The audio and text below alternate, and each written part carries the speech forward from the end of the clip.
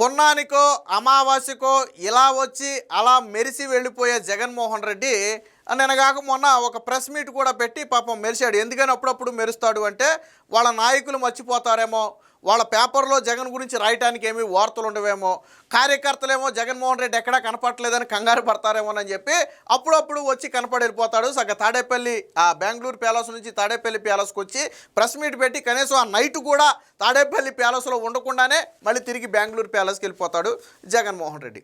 సరే అయితే సరే జగన్మోహన్ రెడ్డి రావటం వెళ్ళటం ఇవన్నీ 2 ఏళ్ల నుంచి జరుగుతున్నాయే. కానీ నిన్న జగన్మోహన్ రెడ్డి కొన్ని మాటలు మాట్లాడాడు. అందులో ఏంటంటే ఒక రకంగా బెదిరిస్తున్నాడు. ఏమని?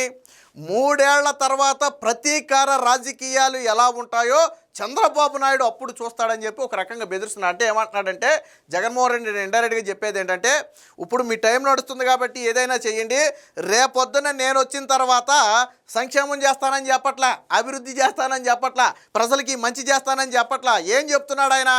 నేను వచ్చిన తర్వాత 3 ఏళ్ల తర్వాత ప్రతీకార రాజకీయాలంటే ఏంటో చంద్రబాబు నాయుడికి తెలుస్తుంది. అంటే నేను వస్తే ఇక రాష్ట్రంలో అరాచకమే తప్ప మరే పాలన ఉండదు, మరి ఏ అభివృద్ధి ఉండదని ఓపెన్గానే చెప్తున్నాడు.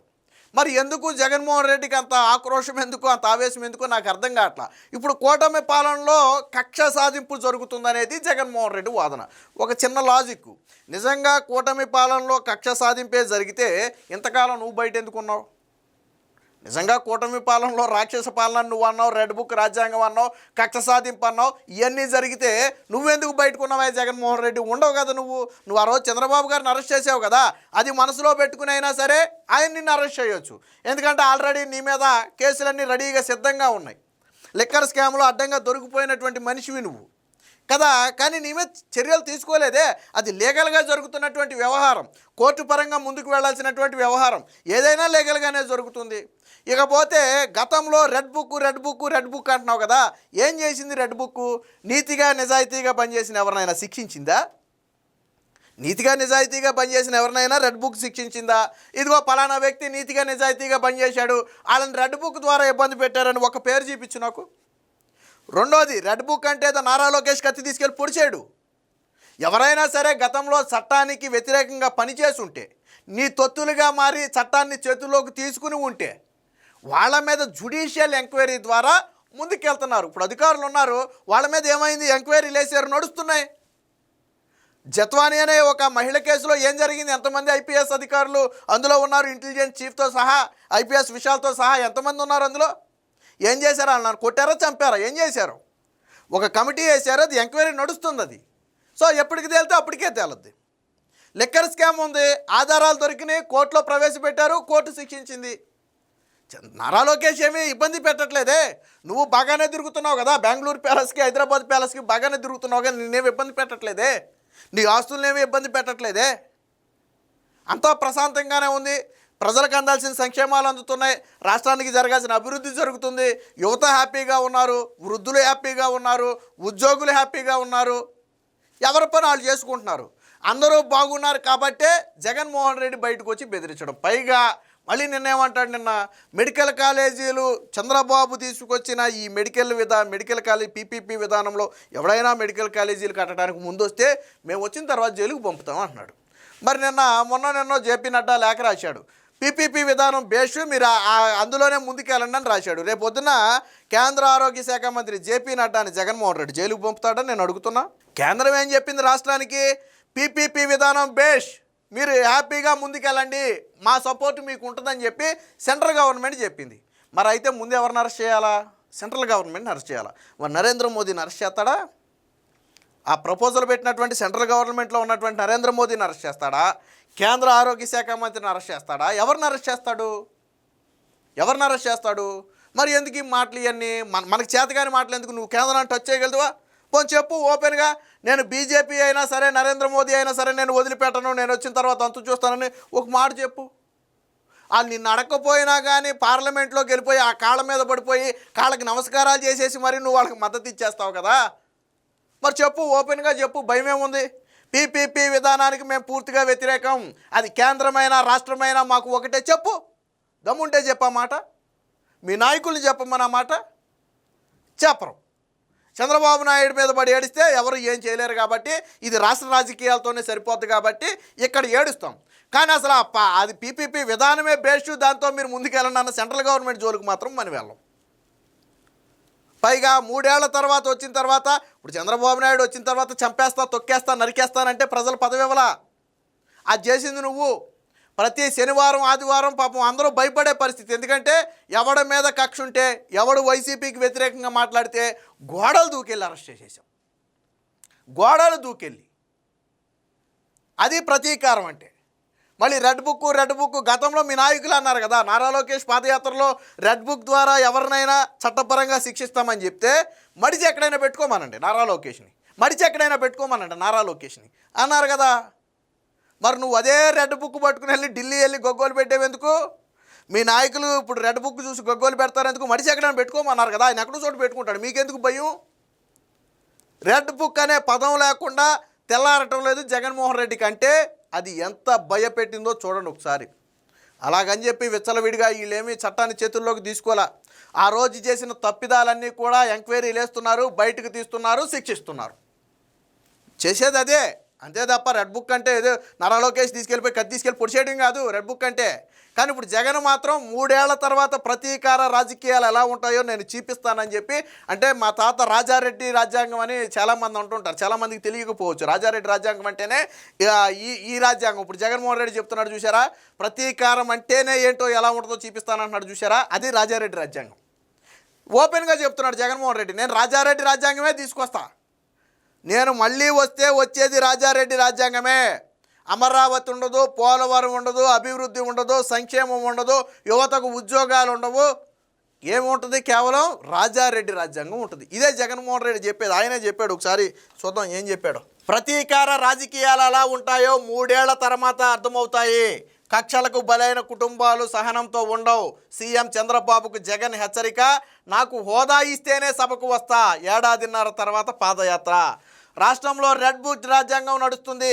జనం భయంతో ఊళ్ళు విడిచి పారిపోతున్నారని వైసీపీ అధ్యక్షుడు మాజీ సీఎం వైఎస్ జగన్మోహన్ రెడ్డి అన్నారు.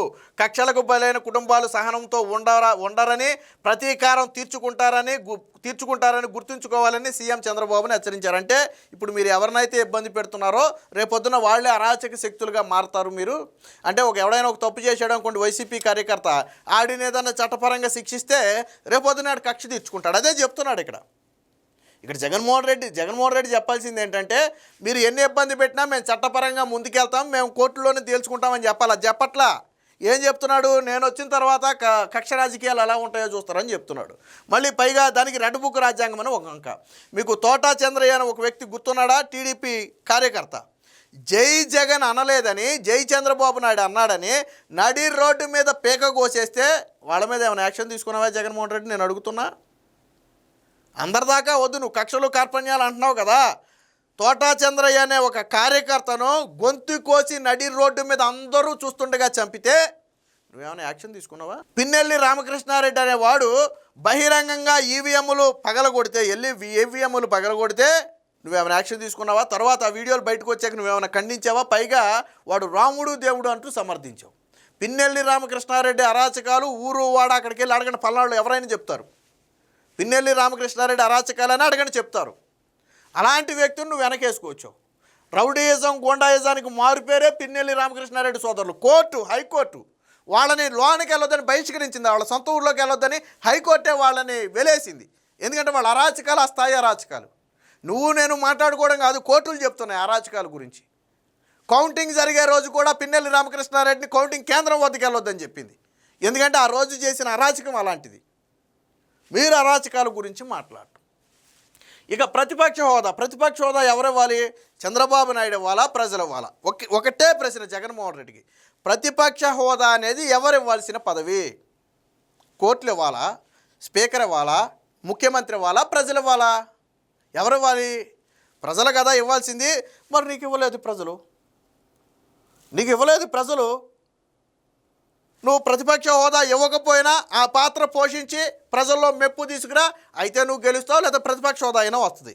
అంతేగాని చిన్నపిల్లవాడు ఏదో పాలపేక్ కోసం ఏడ్చినట్టు నాకు ప్రతిపక్ష హోదా ఇవ్వాలా, నాకు ఎవరివ్వాలి ప్రతిపక్ష హోదా? ప్రజలు ఇవ్వాలి ప్రతిపక్ష హోదా. వాళ్ళే ఇవ్వకపోతే చంద్రబాబు నాయుడు అడుక్కోవడం ఏంటి, కోర్టులను అడుక్కోవడం ఏంటి? సిగ్గని పీట్లా జగన్మోహన్ రెడ్డి, నాకు అర్థం కావట్లా.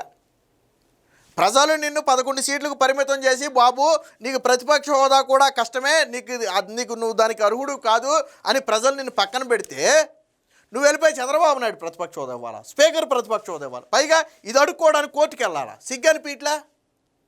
ప్రజలు ఇవ్వని దాన్ని నేను ఒకరిని అడుక్కోవడం ఏంటని చెప్పి నువ్వు ధైర్యంగా నువ్వు పోరాడాలి, కానీ ప్రజలు ఇవ్వని దాన్ని నువ్వు అడుక్కోవడం ఏందా జగన్మోహన్ రెడ్డి? పులివెందుల ప్రజలు నిన్ను ఎందుకు గెలిపించారు? అసెంబ్లీకి వెళ్ళమనే కదా, బెంగళూరు ప్యాలెస్లో పడుకోమని కాదు కదా, మరి వెళ్ళవే, ఎందుకు వెళ్ళావు నువ్వు? ప్రజలు ఇవ్వాల్సిన దాన్ని చంద్రబాబు నాయుడు, నువ్వు గతంలో చంద్రబాబు నాయుడు అనలా, నువ్వు ఇంకా 4-5 పీకేస్తే చంద్రబాబు నాయుడుకి ఆ ప్రతిపక్ష హోదా కూడా ఉండదు అనే మాట నువ్వు అన్నావు కదా ఆ రోజు. అంటే దాని అర్థం ఏంటి? ఆ రోజు చంద్రబాబు నాయుడు గారికి ప్రజలు బలం ఇచ్చినా నువ్వు భయపెట్టో బెదిరించో కొంతమందిని నేను లాక్కుంటే చంద్రబాబు నాయుడుకి అది ఉండదని చెప్పావు. సరే, నీ శక్తి సామర్థ్యాలన్నీ వాడో, పాపం ఆ రోజు లాక్కోలేకపోయావు. ఎందుకంటే ఆయనకు వచ్చిన వాళ్ళు 3-4 ఎట్టో నీకు అమ్ముడిపోయి నీ దాంట్లో చేరారు, కానీ మిగతా వాళ్ళు ఆయన వెనక నిలబడ్డారు బలంగా. సో ఆ రోజు నువ్వు ప్రయత్నం చేసి విఫలమయ్యావు. ఈరోజు ఎవడో ప్రయత్నం చేయక్కర్లా, ప్రజలే ప్రతిపక్ష హోదా ఇవ్వాలా. వైనాట్ 175 ఎక్కడ, వైనాట్ 11 ఎక్కడ జగన్మోహన్ రెడ్డి? ఇది రాష్ట్రం. నేను వస్తే ఎస్ చంద్రబాబు నాయుడు 4,000 ఇచ్చాడు పింఛను, నేను 5,000 ఇస్తా. చంద్రబాబు నాయుడు 1,00,000 ఉద్యోగాలు ఇచ్చాడు, నేను 2,00,000 ఇస్తా. చంద్రబాబు నాయుడు ఇదిగో ఈ మంచి చేశాడు, నేను ఇంకా ఇదిగో ఈ మంచి చేస్తా. అది చెప్పాలి నువ్వు ప్రజలకి. పోనీ కూటమి ప్రభుత్వం ఏదైనా తప్పులు జరిగితే ఎత్తి చూపించు, తప్పేం కాదు, రాజకీయాల్లో తప్పులు ఎత్తి చూపించవచ్చు. ఇదిగో చంద్రబాబు నాయుడు ఈ పని చేస్తున్నాడు, దీనివల్ల నష్టం, లేదా దీనివల్ల ఇది నష్టం చెప్పు, తప్పేముంది? అది చెప్పడం మానేసి కక్ష రాజకీయాలంటే ఏంటో 3 ఏళ్ల తర్వాత చూస్తారు, నేను వచ్చిన తర్వాత ఒక్కొక్కడు అంతు చూస్తా. మన ప్రజాస్వామ్యంలో బతుకుతున్నావా, రాజారెడ్డి రాజ్యాంగంలో బతుకుతున్నావా? కాబట్టి జగన్మోహన్ రెడ్డి అయినా ఎప్పటికైనా ఎలాంటి మాటలు మానుకుంటే మంచిది. ఎప్పటికే ప్రజలు అన్నీ గమనించే నీ 5 ఏళ్ల పాలన చూసిన తర్వాతే 11 సీట్లు ఇచ్చారు. లేదు నేను ఇంకా నా పద్ధతి ఏం మార్చుకోను, నేను అదే విధంగా ఉంటాను అంటే ఈసారి పులివెందులను నువ్వు కూడా గెలవు.